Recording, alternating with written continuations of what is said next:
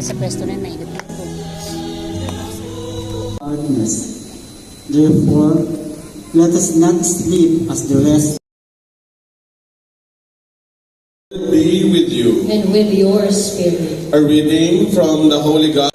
At kung ano ang dapat nating panatilihing takot sa ating kalooban, the Lord. No? So we have two poles, no? Yung takot sa Diyos na dapat na meron tayo, at yung wala tayo, dapat takot para sa buhay.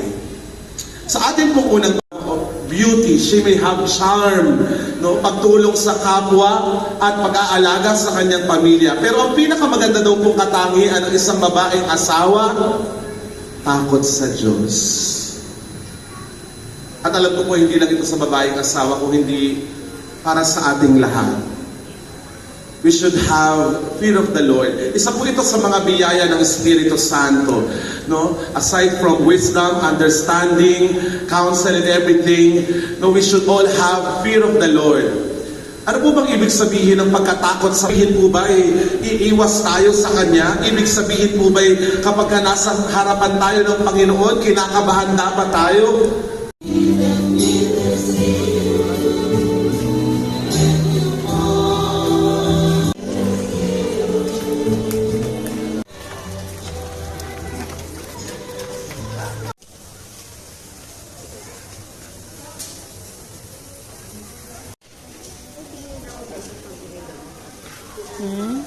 Kulag daw.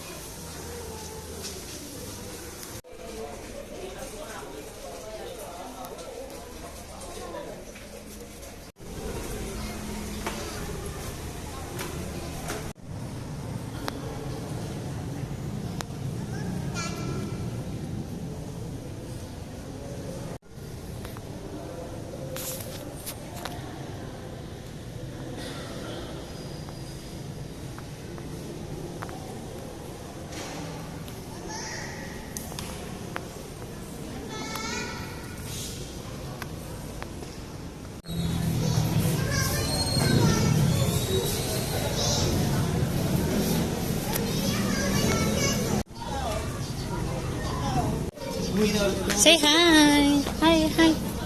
Hi! Saan ako pupunta?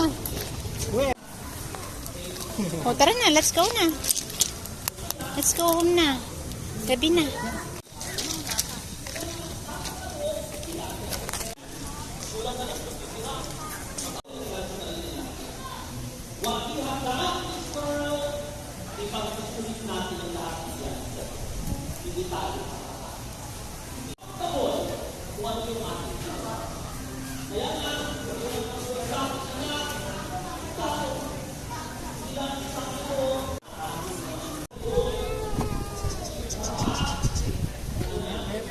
Lamig.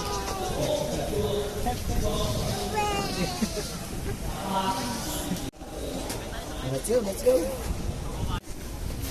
We're going down. Oh no. It's so high.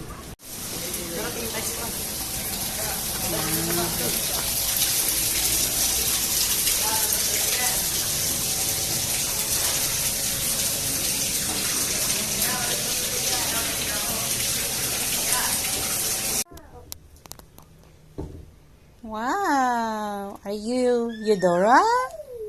Eudora! Ang tama, Rina.